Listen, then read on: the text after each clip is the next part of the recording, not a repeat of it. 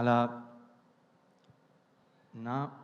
నిన్ను ప్రేమించే, నన్ను ఇష్టపడే మీకు నా వల్లైన ఒక ఎఫర్ట్ ఇక్కడ తెలుగులో మాట్లాడతాం.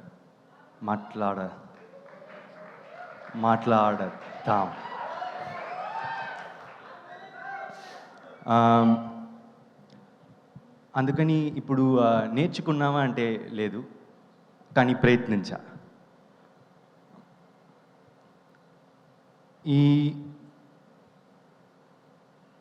డ్రాగన్ ఈవెంట్లో నేను మాట్లాడబోయే స్పీచ్ని చాలా రోజులు ఒక 2 విషయాల కోసం చాలా రోజులు బట్టి మరీ నేర్చుకున్నా.